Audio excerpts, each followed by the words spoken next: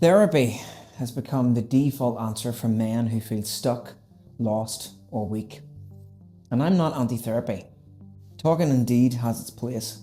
But there are things lifting teaches you that no amount of talking ever will, because the gym forces you into contact with reality. The bar doesn't care about your childhood. It doesn't care about your anxiety. It only responds to what you can actually produce. And that's exactly why it works.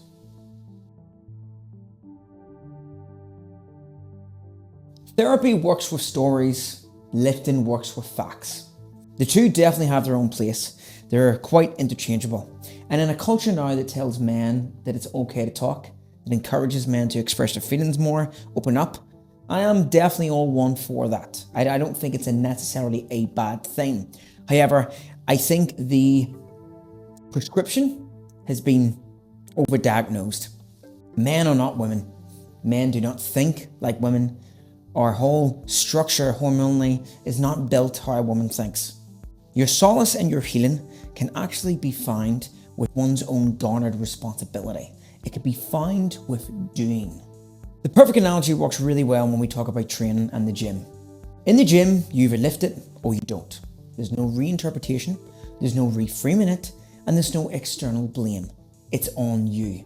You don't achieve the lift, you don't achieve the goal. If you don't achieve the goal, that's your fault. Reality is the ultimate therapist, and the weights is one of the cleanest forms of it. As I said in my last video, it's quite beautiful actually, if you think about it. The fact that the gym and training imposes such a strong shadow over oneself that you know when the job is done at the end of the training session, if you haven't done what you've done, you cannot pass blame anywhere else. You have to look yourself in the mirror, self-reflect, and say to yourself that you weren't good enough. But on the flip side, if you do make your win, if you do achieve in the gym, if you do achieve your goal in training or you get close to it every day, you can look yourself in the mirror and say, that was fucking all me. Unfortunately, the hard truth is responsibility is unavoidable. You cannot outsource effort. You can certainly blame the program. You can certainly blame your genetics, and you can certainly blame it on stress and variable other factors. But the bar still doesn't move. The weight still doesn't go down. The strength still doesn't increase. You see, in the gym, responsibility is physical. You carry it or you fail. In the gym, progress is very measurable. Where in therapy, progress is often vague, it's subjective, and it's based around a lot of emotion. Your progress can be made by day-to-day feeling.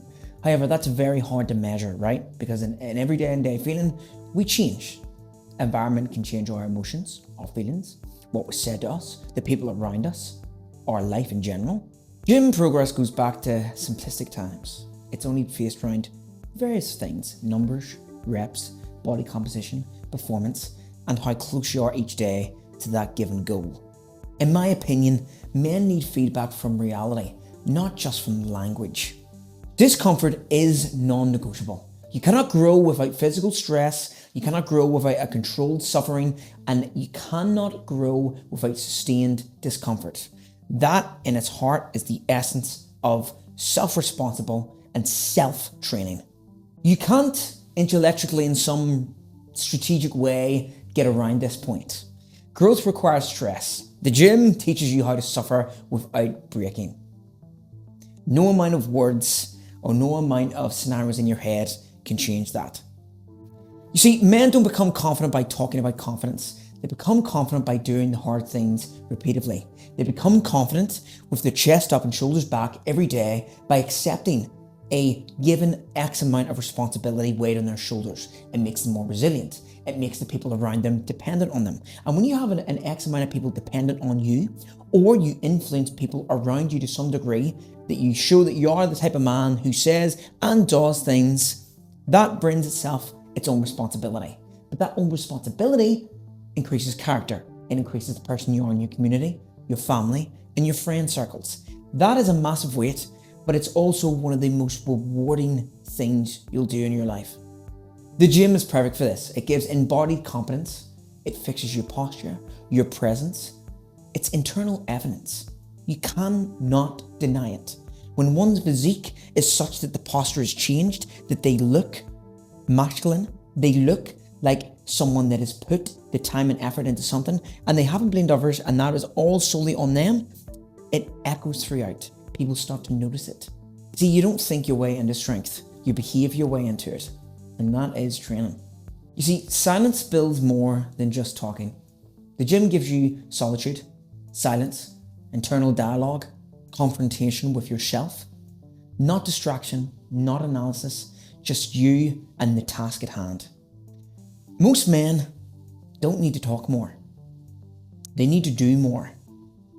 You see, I'm not saying therapy is useless.